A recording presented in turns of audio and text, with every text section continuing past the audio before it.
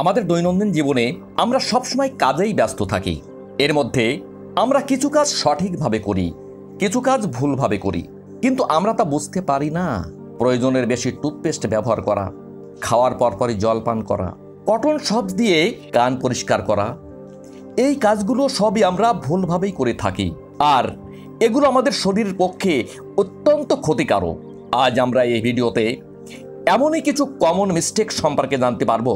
তো জানার জন্য ভিডিওটি শেষ পর্যন্ত অবশ্যই দেখবেন। Sleeping just after having food. আপনাদের মধ্যে অনেকেই আছেন যারা খাওয়ার পরপরই বিছানায় শুয়ে পড়েন।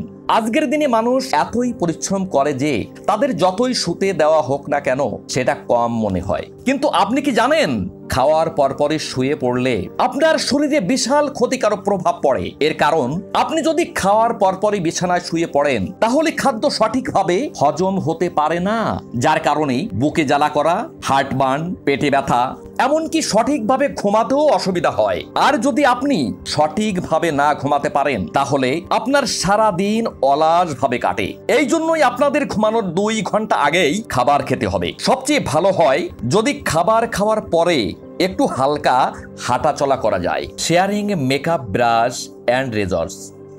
শেয়ারিং এবং কেয়ারিং এই শব্দটি আপনি তো অনেকবারই শুনেছেন, কিন্তু সবকিছু শেয়ার করা আপনার জন্য বিপজ্জনকও হতে পারে। যেমন, মহিলারা অনেকেই একে অপরের মেকআপ ইউজ করে থাকে, কিন্তু আপনি কি জানেন এর কারণে অনেক সময় আপনার স্কিন প্রবলেম এবং ইনফেকশন হতে পারে। কারণ মানুষের মুখ এবং আইলাইসিসে প্যারাসাইটিস নামক ব্যাকটেরিয়া থাকে, যা অন্যের মেকআপ ইউজ করার সময় আপনার চোখ আর মুখের মধ্যে গিয়ে ইনফেকশন হতে পারে, যার কারণে আপনার অনেক সিরিয়াস প্রবলেম হতে পারে। অনেক সময় ছেলেরা অন্যের রেজার ব্যবহার করে থাকে, কিন্তু আপনি কি জানেন ফেসিয়াল হেয়ার এবং বিয়ার্ডের মধ্যেও ডেড সেল এবং ব্যাকটেরিয়া থাকে, যার অন্যের ব্যবহৃত রেজার ব্যবহার করার জন্য সিরিয়াস ইনফেকশন হতে পারে। আপনি জেনে অবাক হবেন যে অনেকে অন্যের রেজার ব্যবহার করার কারণে এইডস এর মতো ভয়াবহ রোগের কবলেও পড়তে হয়েছে।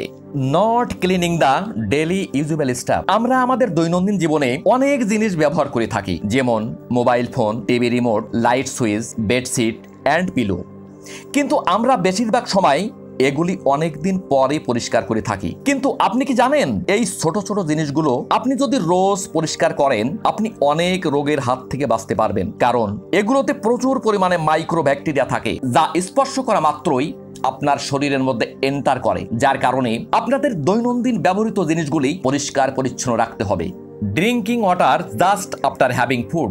আজকাল বেশিরভাগ লোক খাওয়ার সময় খাবারের তুলনায় জল বেশি পান করে, কিন্তু আপনি কি জানেন এর কারণে আপনার শরীরের ইমিউন এবং ডাইজেস্ট সিস্টেমের খুবই ক্ষতিকারক প্রভাব ফেলে। কারণ যখন আপনি খাবার খান আর কিছু সময় পরপর আপনার পেটের মধ্যে হাইড্রোক্লোরাইড অ্যাসিড এবং এর মতো আরো কিছু অ্যাসিড তৈরি হয়, যা খাবার হজম করার জন্য সাহায্য করে। আর আপনি যদি এই সময় অধিক পরিমাণ জল পান করেন তাহলে অ্যাসিডের সাথে সেটা মিলে যায়, খাদ্য পুরোপুরিভাবে হজম হতে পারে না। Taking excess toothpaste on toothbrush. আমরা অনেকেই মনে করি দাঁত ব্রাশ করার সময় বেশি পরিমাণ টুথপেস্ট ব্যবহার করলে আমাদের দাঁত বেশি পরিষ্কার হবে, কিন্তু সেটি একদমই নয়, বরং এর কারণে আপনার ক্ষতিও হতে পারে। টুথপেস্ট বানানোর জন্য সোডিয়াম ক্লোরাইড এবং প্রোপেইন গ্লাইকোল কেমিক্যাল ব্যবহার করা হয়। এটি সেই কেমিক্যাল যার কারণে টুথপেস্ট ব্যবহার করলে ফেনা হয়। কিন্তু আপনি কি জানেন সোডিয়াম ক্লোরাইড ইঁদুর মারার বিষয়ে ব্যবহার হয়? হ্যাঁ,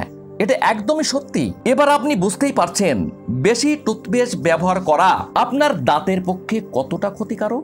আর এই কারণেই আপনাদের স্বল্প মাত্রায় টুথপেস্ট ব্যবহার করতে হবে আর দিনে 2 বার ব্রাশ করতে হবে। Using cotton shop to clean the inside of your air. কান পরিষ্কার করার জন্য কটন সপস ব্যবহার করা একটি সবচেয়ে বড় কমন ভুল। আমাদের কানের ভিতরে মাংসপেশি খুবই নরম হয়ে থাকে, আর যখন আমরা কোনো শক্ত জিনিসের মাধ্যমে কান পরিষ্কার করতে যাই সেটি বিপজ্জনকও হতে পারে। এছাড়া আমরা যখন কান পরিষ্কার করি তখন কটন সব ইয়ারেক্সকে আরো ভিতরের দিকে পুশ করে দেয়। ফলস্বরূপ আমাদের এয়ার ড্রাম ড্যামেজ হওয়ার সম্ভাবনা আরো বেড়ে যায়, আর আপনি কানে কমও শুনতে পারেন। এই কারণে কখনো এই সমস্ত জিনিসের মাধ্যমে কান পরিষ্কার করা সঠিক নয়। এর জন্য আপনাদের ডাক্তারের পরামর্শ নিতে হবে। আজকের ভিডিওটি এই পর্যন্ত। ভিডিওটি ভালো লাগলে চ্যানেলটিকে সাবস্ক্রাইব করে একটি লাইক করে দেবেন, আর বন্ধুদের মাঝে শেয়ার করতে ভুলবেন না। ভালো থাকবেন সবাই, দেখা হচ্ছে আগামী ভিডিওতে।